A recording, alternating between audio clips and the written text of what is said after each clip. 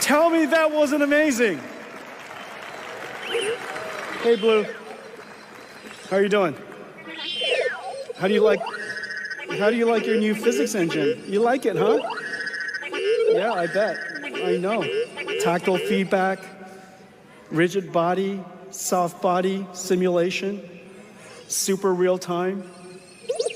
Can you imagine just now what you were looking at is complete real-time simulation? This is how we're going to train robots in the future. Just so you know, Blue has two NVIDIA computers inside. Look how smart you are. Yes, you're smart. Okay. All right. Hey, Blue, listen. How about let's take them home? Let's finish this keynote. It's lunchtime. Are you ready?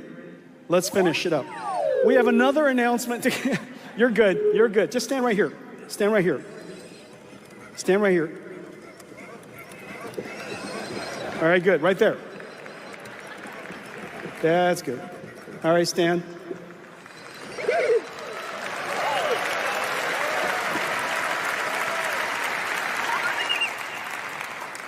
Just as we were talking about earlier, one of the incredible scaling capabilities of language models today is reinforcement learning, verifiable rewards.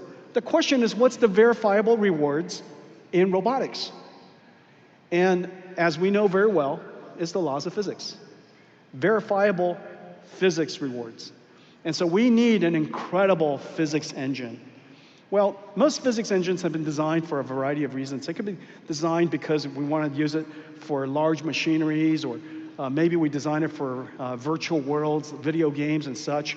But we need a physics engine that is designed for very fine-grained, rigid and soft bodies, designed for being able to train tactile feedback and fine motor skills and actuator controls.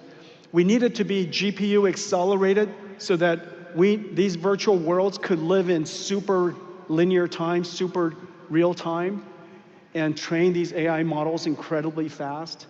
And we need it to be integrated harmoniously into a framework that is used by roboticists all over the world, Mujoko. And so today we're announcing something really, really special. It is a partnership of 3 companies: DeepMind, Disney Research, and NVIDIA, and we call it Newton.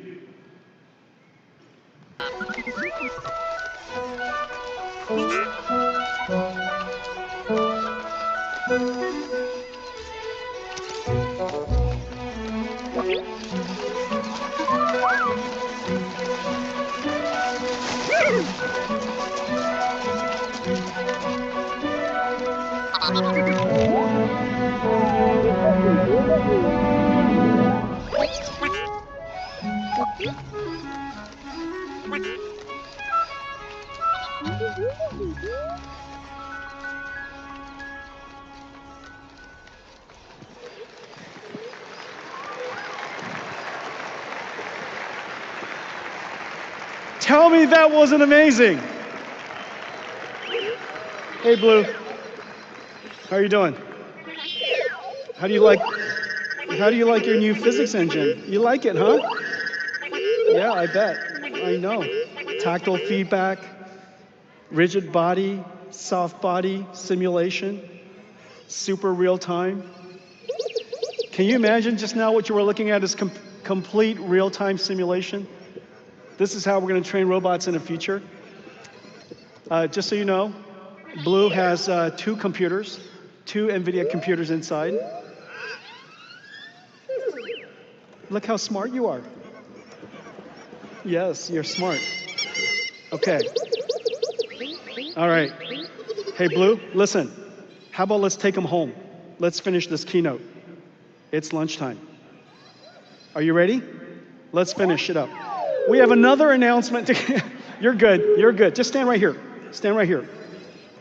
Stand right here. All right, good. Right there. That's good. All right.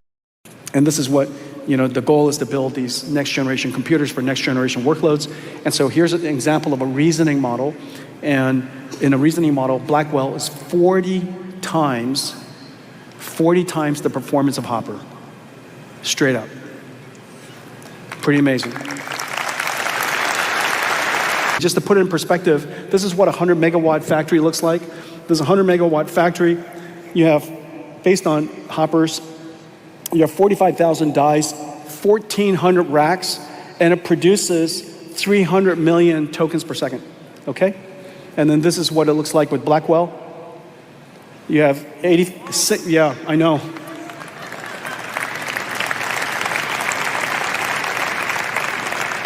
And then this now sets the stage for the second half of the year, the following year, we call Rubin Ultra.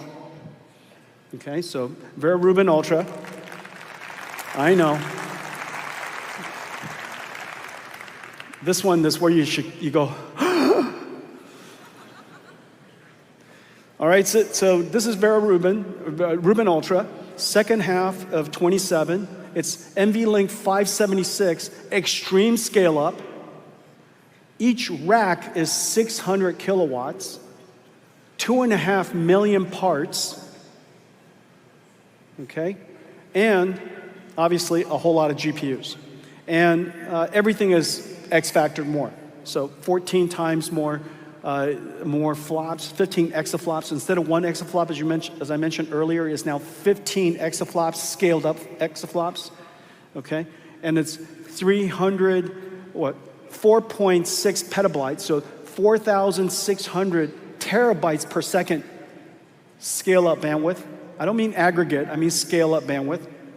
And of course, a brand new NVLink switch and CX9, okay? And so notice 16 sites, 4 GPUs in one package, extremely large NVLink. Now just put that in perspective. This is what it looks like, okay? Now this is going to be fun. So you are just literally ramping up Grace Blackwell at the moment, and I don't mean to make it look like a laptop, but here we go. Okay, so this is what Grace Blackwell looks like, and this is what Rubin looks like. ISO dimension. And so this is another way of saying, before you scale out, you have to scale up. Does that make sense? Before you scale out, you scale up. And then after that, you scale out with amazing technology that I'll show you in just a second. All right, so first you scale up, and then now that gives you a sense of the pace at which we're moving. This is the amount of scale up flops. This is scale up flops. Hopper is 1x, Blackwell is 68x, Rubin is 900x. Scale up flops. And then if I turn it into essentially your TCO, which is power on top, power per, and the underneath is the area underneath the curve that I was talking to you about, the square underneath the curve, which is basically flops times bandwidth, okay? So the way you think about a very easy gut check on whether your AI factories are making progress is watts divided by those numbers. And you can see that Rubin is going to drive the cost down tremendously. Okay, so that's very quickly NVIDIA's roadmap. We're introducing NVIDIA Isaac GR00T N1. GR00T N1 is a generalist foundation model for humanoid robots. It's built on the foundations of synthetic data generation and learning in simulation. GR00T N1 features a dual system architecture for thinking fast and slow, inspired by principles of human cognitive processing.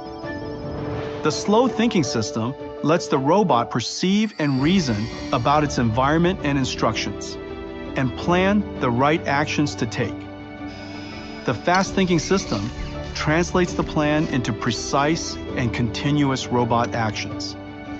GR00T N1's generalization lets robots manipulate common objects with ease and execute multi-step sequences collaboratively.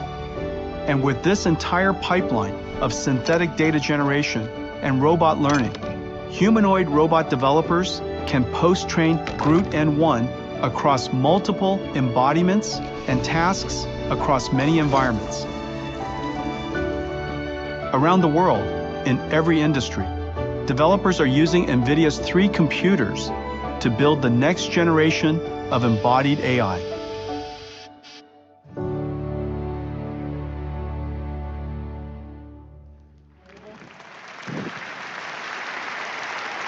Physical AI and robotics are moving so fast. Everybody pay attention to this space. This could very well likely be the largest industry of all. We have another amazing news. I told you the progress of our robotics has been making enormous progress. And today we're announcing that GR00T N1 is open sourced.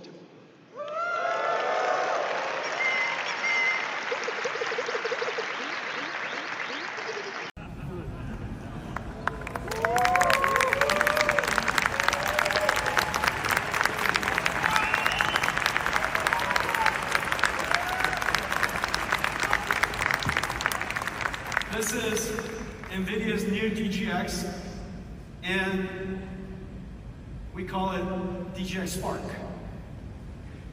DGX Spark. What a PC should look like. 20 petaflops. Unbelievable, 72 CPU cores, chip-to-chip interface, HBM memory, and just in case, some PCI Express slots for your GeForce. Okay, so this is called DGX Station. DGX Spark and DGX Station are going to be available by all of the OEMs. HP, Dell, Lenovo, Asus. It's going to be manufactured for data scientists and researchers all over the world. This is the computer of the age of AI. This is what computers should look like. And this is what computers will run in the future. And we illustrated. And so today, I'm super excited to announce that GM has selected NVIDIA to partner with them to build their future self-driving car fleet.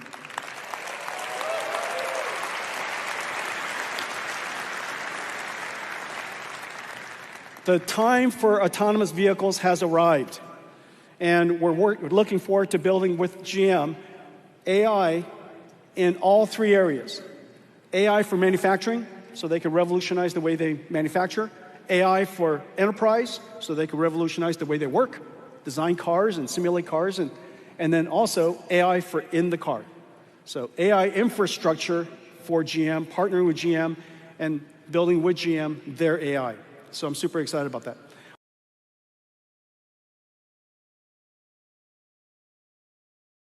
And then I've got to take this thing called a KV cache. I've got to route it to the right GPU. I've got to manage it through all the memory hierarchies.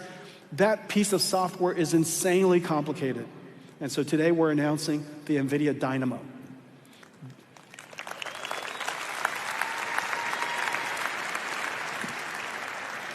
NVIDIA Dynamo does all that. It is essentially the operating system of an AI factory.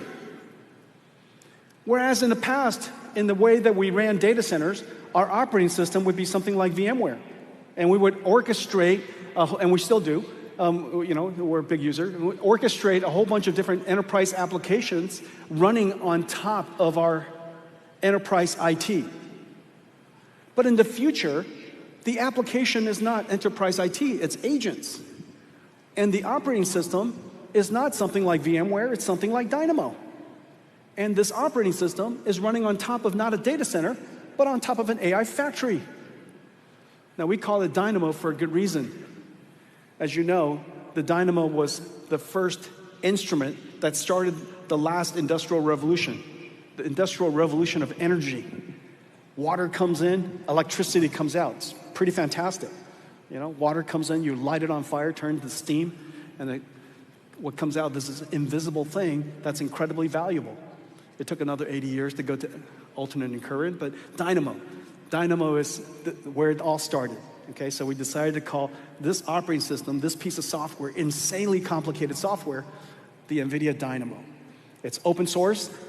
It's open source, and we're so happy that so many of our partners are working with us on it.